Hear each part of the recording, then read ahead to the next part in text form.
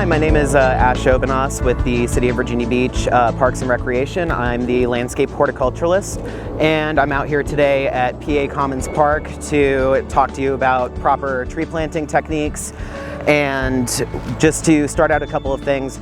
Before you even consider putting a tree in the ground or digging any holes, you've got to make sure to contact Miss Utility. That is number one every single time. After that, everything's clear, there's no lines. You're going to have to consider what tree is going to fit best in this area. So we've got a full sun area right now, and we've got a tulip poplar that is going to get maybe about 90 feet tall.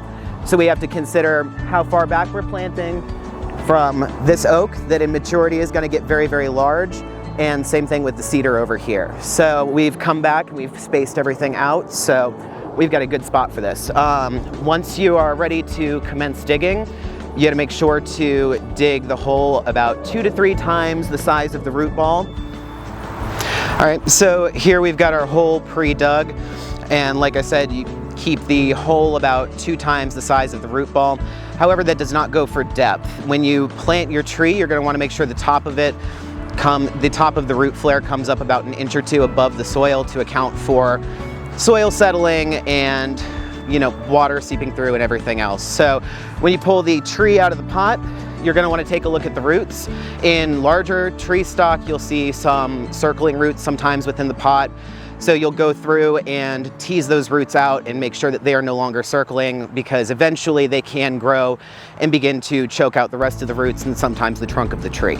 So we'll go ahead and pull this out of the pot and we'll set it in the hole to double check how deep it is and see if we need to raise it up a little more. Okay, so we've got the tree out of the pot, and you can see we do actually have some circling roots here. So we'll go through and tease those out. And we will also go through and try to find the root flare where the trunk begins to flare out to the actual roots. You don't want to plant it up to the trunk or mulch it up to the trunk, because you can end up with fungal issues, pest issues, things of that sort. Overall, it won't do anything good for the tree. There's no benefit to over mulching or planting too deep.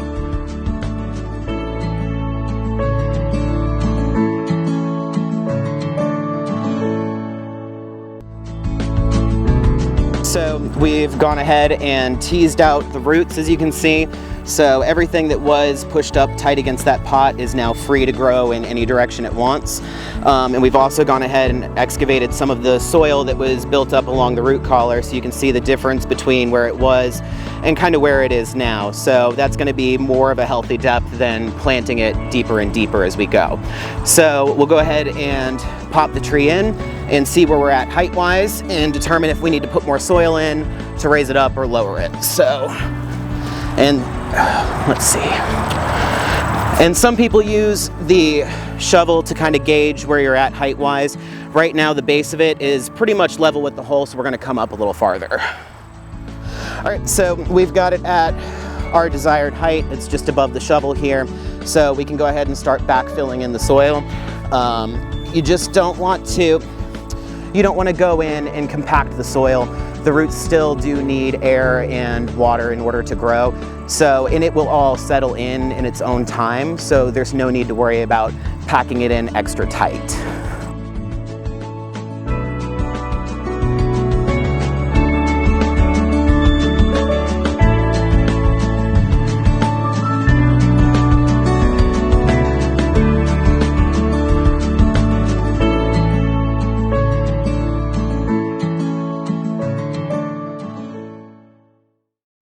So for purposes of being out here, we've got a couple of water jugs that we're going to use to water the tree.